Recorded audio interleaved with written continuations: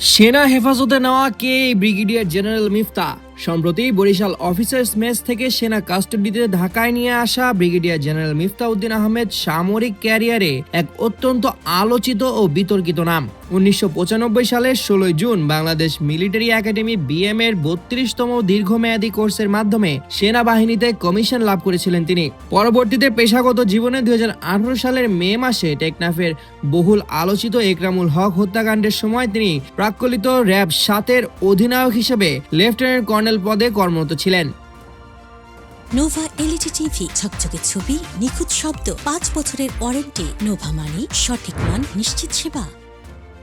পরবর্তীতে র্যাব থেকে নিজ মাতৃবাহিনী সেনাবাহিনীতে ফিরে এসে 2023 সালে তিনি কর্নেল পদে পদোন্নতি লাভ করেন। এরপর তাকে সরাসরি প্রধানমন্ত্রীর কার্যালয়ের অধীনস্থ স্পেশাল সিকিউরিটি ফোর্স এসএসএফ এ গুরুত্বপূর্ণ পদে নিয়োগ দেওয়া হয়েছিল। 2023 সালে ঢাকায় ফ্রান্সের প্রেসিডেন্ট ইমানুয়েল ম্যাক্রোর বাংলাদেশ সফরকালে অত্যন্ত স্পর্শকাতর বিশেষ নিরাপত্তা দলের তদারকিতেও কর্নেল মিফতা উদ্দিন আহমেদকে সক্রিয়ভাবে দায়িত্ব পালন করতে দেখা গিয়েছিল।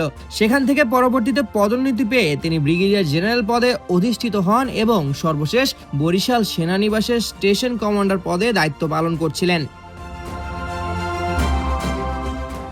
তবে পেশাগত এই পদোন্নতির পাশাপাশি এই সেনা কর্মকর্তার সামরিক জীবন চরম বিতর্কে পড়ে মারাত্মক মানবাধিকার লঙ্ঘনের কেলেঙ্কারিতে। টেকনাফে একরামুল হককে গুলি করে হত্যার সময় ঘটনাস্থলে সরাসরি উপস্থিত থাকার সুনির্দিষ্ট তদন্ত প্রতিবেদনের ভিত্তিতে 2021 সালের ডিসেম্বরে মার্কিন পররাষ্ট্র দপ্তর সাবেক আইজিপি বেনজির আহমেদের পাশাপাশি মিফতা উদ্দিন আহমেদের উপরেও কঠোর ভিসা নিষেধাজ্ঞা আরোপ করেছিল।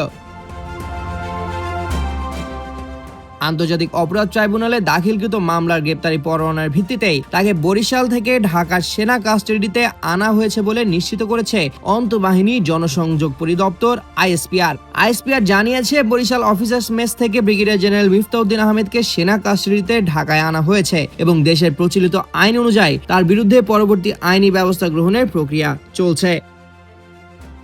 সামিউল জয়, 21 টেলিভিশন।